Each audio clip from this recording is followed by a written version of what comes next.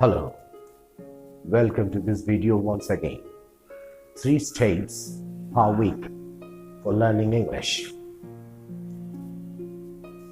इस हफ्ते हम शुरू करेंगे कुछ अलग पहलुओं पर। पहले ये देख लिया जाए कि हम जो कहते हैं हिंदी और अंग्रेजी में अंतर, ये क्या अंतर है। पर अंतर समझने से पहले जरूरी है ये समझना कि अंग्रेजी सेंटेंस का सीक्वेंस क्या होता है, जिसे हम कहते हैं सिंटैक्स। अंग्रेजी सेंटेंस का सीक्वेंस होता है पहला, ये हमारी फर्स्ट स्टेप है आज की, word, phrase, clause and sentence. यानी इस तरह के जो सीक्वेंस है, इसे अंग्रेजी के सेंटेंस में आप इस तरह के सीक्वेंस आप पाएंगे। जैसे आप देख लीजिए, I need a red pen. इसमें आई या नीड या रेड पेन एक वर्ड है, ए रेड पेन एक फ्रेज है, ये पूरे सेंटेंस एक क्लॉज है और एक सेंटेंस भी है। यानी कि आप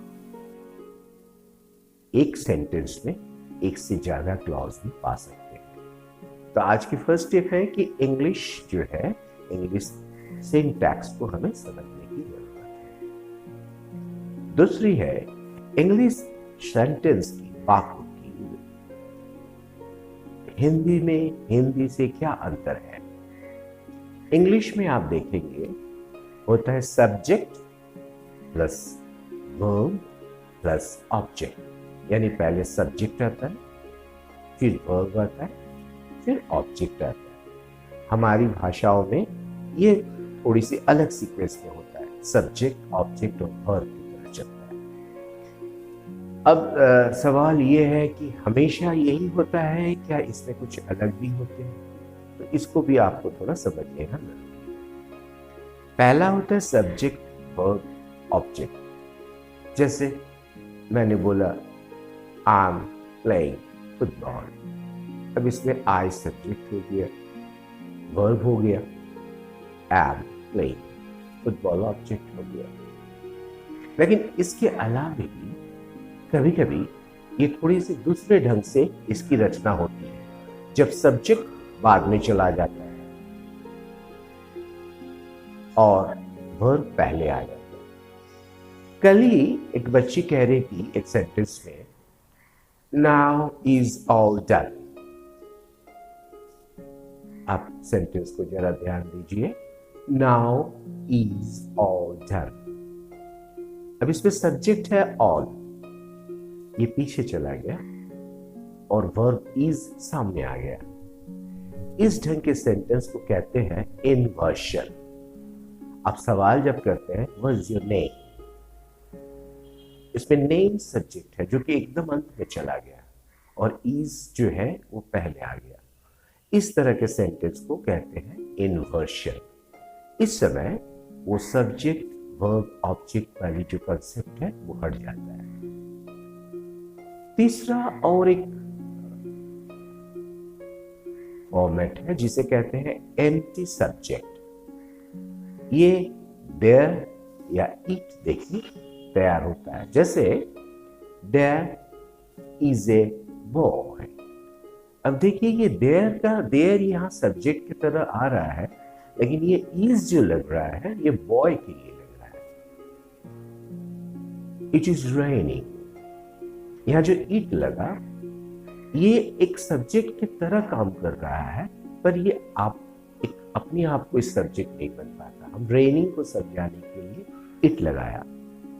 इस तरीके को कहा जाता है एम्प्टी सब्जेक्ट। यानी दूसरे स्टेप में हम जो बताना चाहें कि अंग्रेजी सेंटेंस का पहला रूप होता है सब्जेक्ट, वर्ब, ऑब्जेक्ट, लेकिन इसके अलावे ये इन्वर्शन भी होता है जहां सब्जेक्ट बाद में जाता है।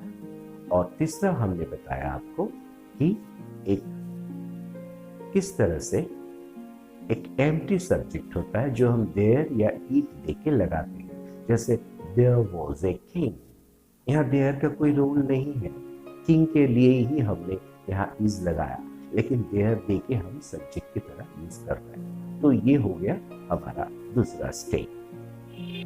आज का तीसरा स्टेप है, आखिर सब्जेक्ट बनता कैसे है, किस किस चीज से बनता है, जिसे हम पार्ट्स ऑफ स्पीच कहते हैं। सब्जेक्ट बनता है नाउन से, प्रोनाउन से, इंफिनिटिव से और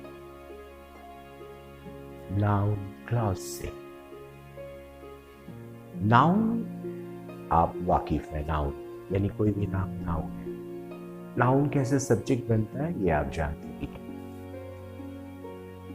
प्रोनाउन का जहां तक सवाल है, सभी प्रोनाउन सब्जेक्ट नहीं बन सकते।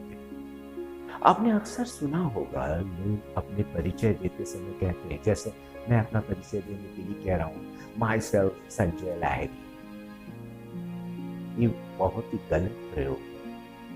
माई सेल्फ कभी भी सब्जेक्ट के रूप में प्रयोग नहीं हो सकता। अगर आपको परिचय देना है तो आई एम संजय लाहिरी और my name is Sanjay Lahiri, यही आप बता सकते हैं। कभी कभी आप कन्वर्सेशन में ये सुनते होंगे, my friend and me went to watch a movie. अब माई फ्रेंड एंड मी को सब्जेक्ट में लगा दिया, ये भी संभव नहीं है, क्योंकि मी एक ऑब्जेक्ट प्रोनाउन है और ये किसी भी कीमत पे सब्जेक्ट नहीं बन सकता। यानी प्रोनाउन में अगर हमको सब्जेक्ट बनाना है तो हमें याद रखना है ही, she,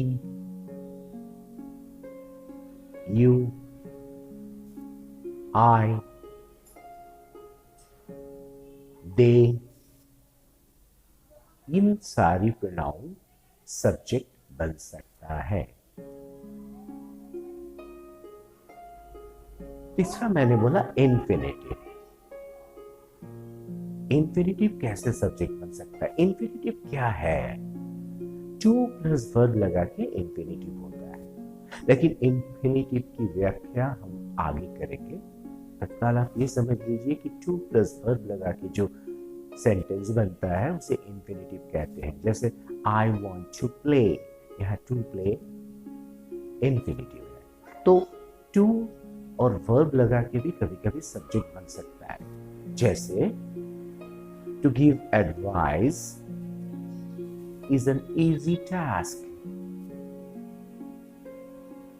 To give advice is an easy task. अब देखिए यहाँ मैंने बोला to give advice, ये एक सब्जेक्ट की तरह काम किया। चौथा पहलू है क्लॉज। क्लॉज क्या है और फ्रेज क्या है ये हम आगे व्याख्या करेंगे। आज हम सिर्फ इतना दिखाना चाह रहे हैं कि कैसे एक क्लॉज भी सब्जेक्ट की तरह रोल अदा करता है। जैसे मैंने बोला what you want to say is not right। अब आप मार्क करें what you want to say, ये पूरे जो वर्ड्स हैं ये एक क्लॉज की तरह है, लेकिन इसको पूरा मैंने सब्जेक्ट की तरह यूज किया और उसके बाद मैंने वर्ब लगाया is। याद रखिएगा ऐसे समय पे प्लूरल सब्जेक्ट हम इस्तेमाल नहीं करते हैं। तो यानी हम अगर इन नटसल अगर हम देखें तो चार तरह से सब्जेक्ट बन सकता है।